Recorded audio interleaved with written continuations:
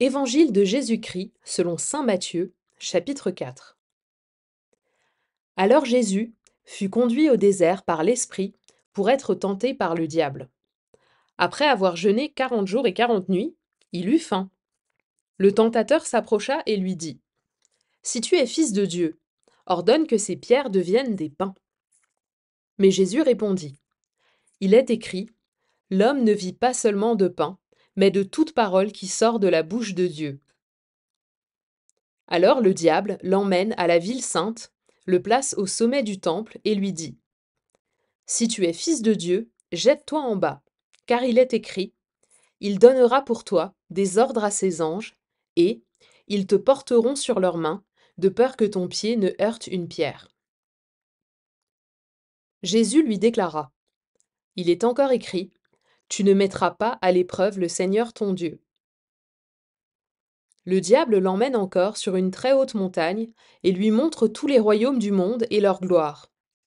Il lui dit: Tout cela, je te le donnerai, si, tombant à mes pieds, tu te prosternes devant moi.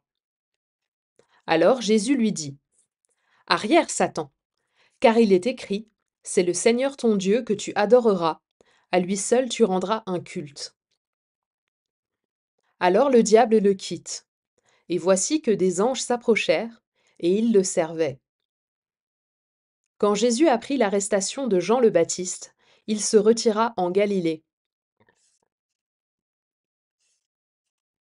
Il quitta Nazareth et vint habiter à Capharnaüm, ville située au bord de la mer de Galilée, dans les territoires de Zabulon et de Nephtali.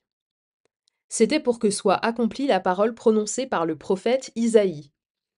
Pays de Zabulon et pays de Nephtali, route de la mer et pays au-delà du Jourdain, Galilée des nations, le peuple qui habitait dans les ténèbres a vu une grande lumière. Sur ceux qui habitaient dans le pays et l'ombre de la mort, une lumière s'est levée.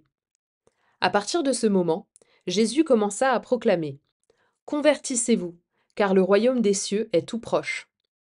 Comme il marchait le long de la mer de Galilée, il vit deux frères, Simon, appelé Pierre, et son frère André, qui jetaient leurs filets dans la mer, car c'étaient des pêcheurs. Jésus leur dit: Venez à ma suite, et je vous ferai pêcheurs d'hommes. Aussitôt, laissant leurs filets, ils le suivirent. De là, il avança et il vit deux autres frères, Jacques, fils de Zébédée, et son frère Jean, qui étaient dans la barque avec leur père, en train de réparer leurs filets. Il les appela. Aussitôt, laissant la barque et leur père, ils le suivirent. Jésus parcourait toute la Galilée. Il enseignait dans leur synagogue, proclamait l'évangile du royaume, guérissait toute maladie et toute infirmité dans le peuple. Sa renommée se répandit dans toute la Syrie.